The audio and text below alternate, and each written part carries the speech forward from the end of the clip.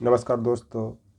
आज मैं उत्तर प्रदेश स्टेट को गंगा जमुना तहजीब या गंगा जमुना संस्कृति का सिंबल या प्रतीक क्यों कहा जाता है, इसी का मैं विश्लेषण कर रहा हूँ। तो ये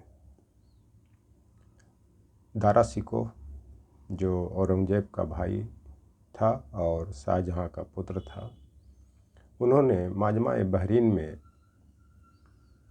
एक पुस्तक लिखी जिसका अर्थ होता है दो सागरों का मिलन। और अभी इस वर्ष प्रयागराज में महाकुंभ फेस्टिवल का आयोजन भी हुआ, जहाँ पे गंगा जमुना और अदृश्य सरस्वती के संगम पे मनाया गया। उसी तरह माजमा-ए-बहरीन का अर्थ जो मैंने बताया कि दो सागरों या दो नदियों का मिलन होता है, तो इसका मतलब ये होता है कि गंगा जमुना के मिलन की जो संस्कृति है, उस संस्कृति के आधार पर महाकुंभ मेला का आयोजन किया गया, जिसमें लगभग ये सरकारी आंकड़ा है कि 65 करोड़ लोगों ने भागीदारी की।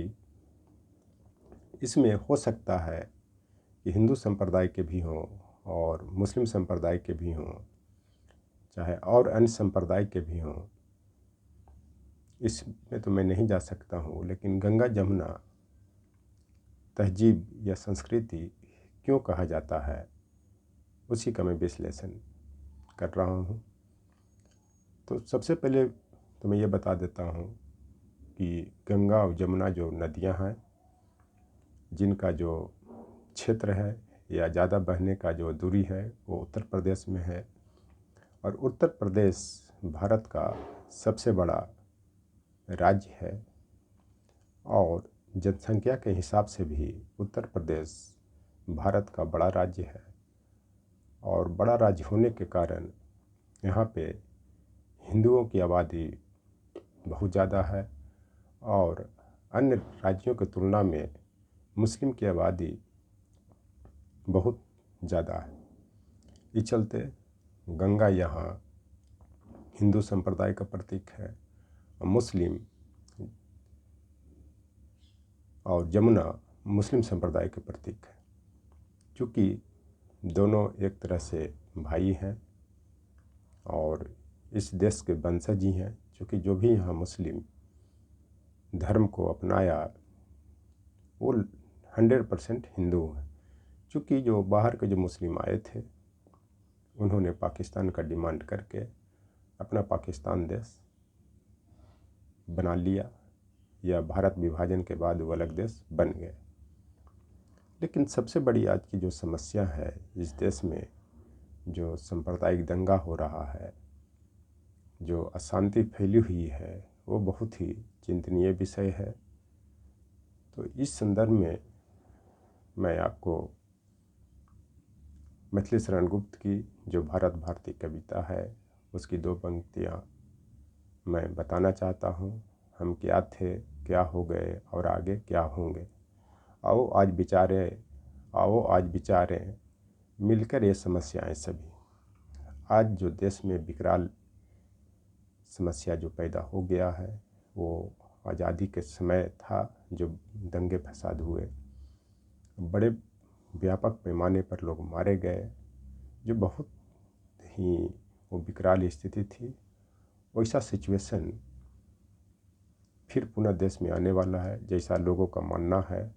अब हर लोग बोल रहे हैं कि 2025 का जो वर्ष है वो भारत के लिए शोभनीय नहीं होगा।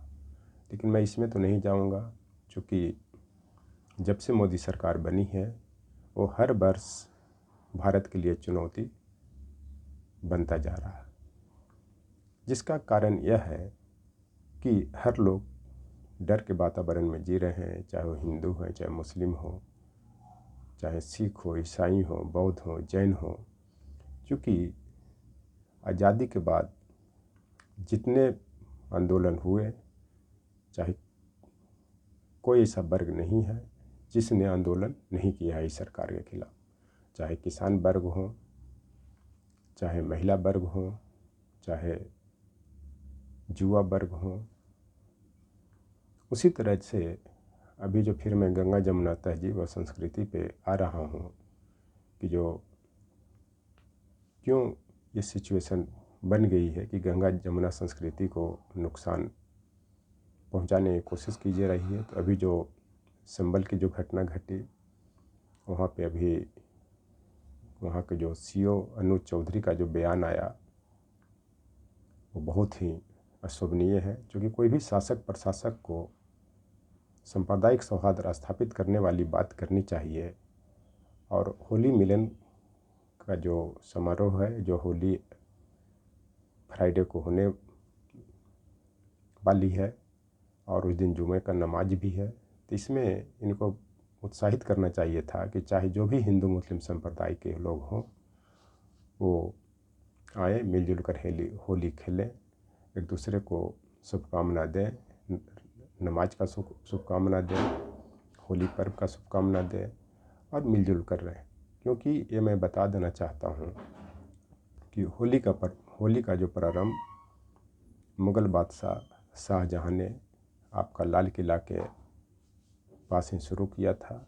जब से होली मनाया जा रहा है इस देश में, लेकिन इस देश की आज के संदर्भ में ये दुर्भाग्य ही कहा जा सकता है कि इस तरह का स्टेटमेंट दिलाया जा रहा है या दे रहे हैं। अगर इन्होंने इस तरह का स्टेटमेंट दिया तो इनको तत्काल सस्पेंड करना चाहिए था अनुज चौधरी को, ताकि एक जनता में मैसेज जाता कि देखो शासक ने अच्छा कार्रवाई की है। दूसरी चीज़ कि जिस व्यक्ति को सत्ता से लोभ नहीं होता है, जो सन्यासी बनता है या जोगी बनता है, उसका श्राद्ध हो जाता है। जोगी श्राद्ध दो ही हिंदू संस्कृति में दो ही लोगों का श्राद्ध होता है, या तो जिसकी मृत्यु हो गई या जिसने संन्यास ग्रहण कर लिया। संन्यास ग्रहण करने का मतलब यह होता है कि उसका राजपाट धन दौलत से कोई मतलब नहीं है, उसके लिए सब बराबर हैं और सबको वो एक नज़रिए से देखेगा, उसी का श्राद्ध होता है। लेकिन आज का जो संबल के मस्जिद में जो उसकी साफ़ सफाई और जो पुताई की बात चल रही थी, उसको भी रोक दिया गया। ये अच्छी बात नहीं है। आर्कोलॉजिकल सर्वे ऑफ इंडिया के मान लिया जाए कि उसके नियंत्रण में भी है, तो उसको सरकार को ये आदेश देना चाहिए कि जो मस्जिद है, संबल का मस्जिद है, उसमें साफ़ सफाई हो, ताकि किसी भी संप्रदाय की धार्मिक भावना को ठेस नहीं पहुँचे। और मुझे लग रहा है कि यह मामला सुप्रीम कोर्ट तक जाएगा और सुप्रीम कोर्ट इस मस्जिद को साफ़ सफाई और पुताई का आदेश देगी। माननीय सर्वोच्च न्यायालय के दिशा निर्देश में इस मस्जिद की साफ़ सफाई होगी। तो मैं यही कहना चाहता हूँ कि मैथिली शरण गुप्त के ही भारत भारती में जो कविता की जो पंक्तियाँ हैं, सब प्रेम मिलजुल कर रहो, सब प्रेम मिलजुल कर रहो, यात्रा सुखद तभी होगी, हुआ सो हो गया, आगे देखो सभी। मेरा कहने का मतलब है कि ये इसमें तो शासक अपनी वोट बैंक की राजनीति के लिए, अपनी सत्ता के लिए इस तरह के दंगा फसाद कराएंगे, लेकिन हम देश की जनता को, उत्तर प्रदेश की जनता को, हिंदू मुस्लिम संप्रदाय को, लोगों को सोचना है कि सब प्रेम रहना है, मिलजुल के रहना है, तभी सभी का यात्रा, सभी का जीवन सफल होगा। पीछे जो शासक ने किया या करवाया उसके भूलने की ज़रूरत है और आगे सभी को देखना है, क्योंकि अपने जनरेशन को संभालना है।